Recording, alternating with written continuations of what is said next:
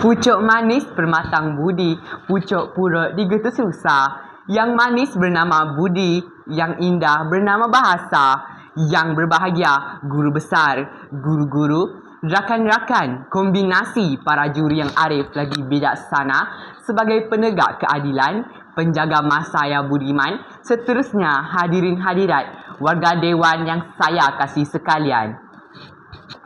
Salam sejahtera pembuka bicara. Berdirinya saya di atas persada yang indah ini tidak lain dan tidak bukan kerana ingin menyampaikan sebuah pidato yang bertajuk kepentingan bersukan. Sebelum lancang menuju ke muara, sebelum kita memula bicara, sebelum isi menyusur hujah, izinkan saya mendefinisikan sebuah frasa yang membina tajuk pidato agar hadirin terbuka minda, agar hakim tidak terpinga-pinga dan saya petah berkata-kata seperti kata orang dahulu kala, yang buta tidak teraba-raba, yang pekak tidak tertanya-tanya, yang kecil tidak terambin-ambin, yang pendek tidak tertinjau-tinjau. Secara umumnya, sukan terdiri daripada aktiviti fizikal yang dilakukan untuk pelbagai tujuan seperti pertandingan, keseronokan, kemahiran, pembangunan, kecemerlangan dan sebagainya. Secara umumnya, perbezaan tujuan inilah yang membezakan sifat suatu sukan itu. Misalnya, berenang secara bersaingan di hadapan ribuan penonton akan dikira sebagai sukan, tetapi berenang bersendirian di kolam atau di laut akan dilihat sebagai aktiviti rekreasi. Sukan merupakan kegiatan yang memerlukan ketangkasan atau kemahiran serta tenaga seperti berenang, bermain bola, berjoging, berbasikal dan sebagainya. Bersukan merupakan aktiviti yang baik kerana boleh mendatangkan banyak kebaikan buat kita.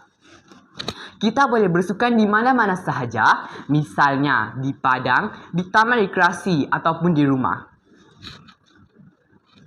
Para hakim yang arif lagi bijaksana, wacana saya yang pertama, sukan dapat melahirkan insan yang cergas dan cerdas. Semasa menjalankan aktiviti sukan, badan kita akan mengeluarkan bahan kumuh yang tidak diperlukan oleh tubuh dalam bentuk air peluh. Selepas berpeluh, kita akan berasa segar dan lebih bersemangat.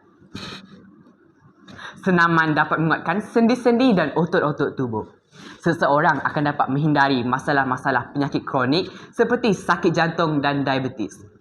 Dengan badan yang sihat, kita dapat menumpukan perhatian yang sepenuhnya terhadap pekerjaan dan pelajaran. Jika badan kita cergas, maka minda kita akan cerdas. Lantas, kemajuan sesebuah negara dapat dicapai. Hadirin pemegang amanat bangsa. Di samping itu, bersukan membolehkan kita mengekalkan berat badan yang ideal. Semasa bersukan, kita boleh menegangkan otot-otot dan membakar lemak dalam badan kita.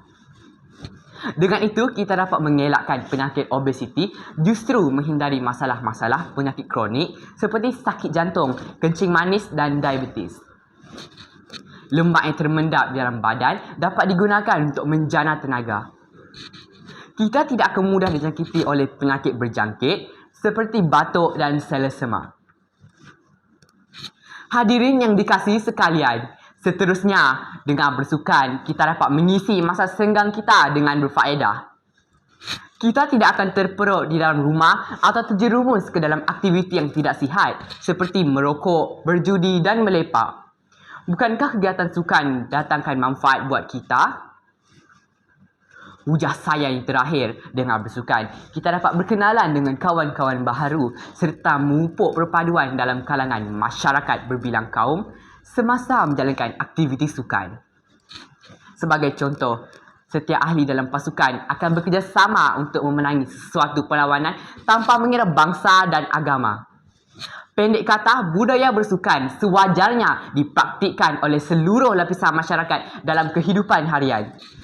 Tepuk dada, tanya selera.